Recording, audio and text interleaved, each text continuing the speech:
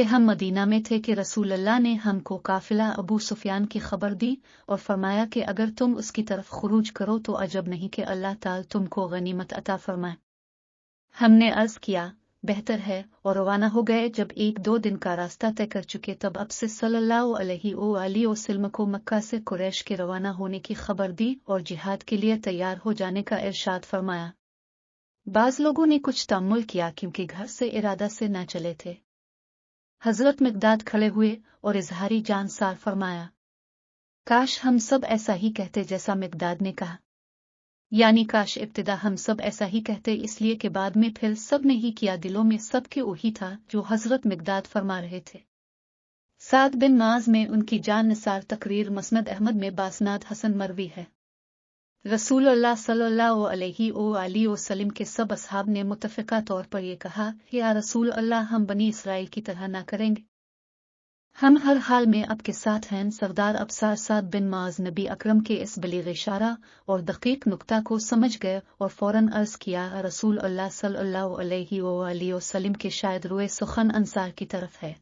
अपने फरमाया। साद बिन माज ने इस जवाब पर कहा कि या रसूल अल्लाह सल्लल्लाहु अलैहि वसल्लम, हम पर ईमान लाए और आपकी तस्दीक की और इस अमर की गवाही दी कि आप जो कुछ लाए हैं वही हक है, और इताअत और जानिसारी के बारे में हम आपको पुख्ता अहद व मिसाक दे चुके हैं। या रसूल अल्लाह, आप मदीना से किसी और इरादा से निकले थे और अल्लाह ने दूसरी सूरत पैदा फरमा दी। जो मंशा मुबारक हो इस पर चलिए और जिससे चाही ताल्लुकात कायम फरमाएं और जिससे चाही ताल्लुक ता करें और जिससे चाही सुलह करें और जिससे चाही दुश्मनी करें। हम हर हाल में आपके साथ हैं। हमारे माल में से जिस कदर चाही लें और जिस कदर चाही हमको अता फरमाएं, और माल का जो हिस्सा आप सल्लल्लाहु अलैहि वसल्लम लेंगे वो इस हिस्सा से ज्यादा महबूब और पसंदीदा होगा कि जो आप हमारे पास छोड़ देंगे। और अगर आपको बर्क अलगमात जाने का हुक्म देंगे तो बेजरूर हम आपके साथ जाएंगे। कसम है इस जात पाक की जिसने आपको हक देकर भेजा है, अगर आपने हमको समंदर में कूद पड़ने का हुक्म देंगे तो हम इसी वक्त समंदर में कूद पड़ेंगे और हम में कोई एक शख्स भी पीछे ना रहेगा। हम दुश्मनों से मुकाबला करने को मकरूह नहीं समझते, अलबत्ता तहकीक हम लड़ाई के वक्त बड़े साबिर और मुकाबला के सच्चे हैं। और अल्लाह ताला से उम्मीद है कि अल्लाह ताला हमसे आपको वो चीज़ दिखाएगा जिसको देखकर आप सल्लल्लाहु अलैहि वसल्लम की आंखें ठंडी होंगी। बस अल्लाह के नाम पर हमको लेकर चले। बदर के मकाम पर पहुंचना।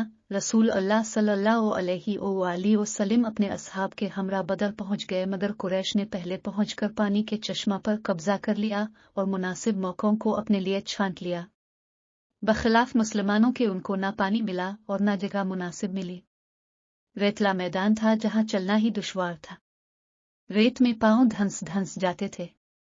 हक ताला ने बारान रहमत नाजिल फरमाए जिससे तमाम रेत जिम गई और पानी जमा करने के लिए मुसलमानों ने छोटे छोटे हौज बनाए ताकि पानी वुजू और गुस्ल के काम आ सके।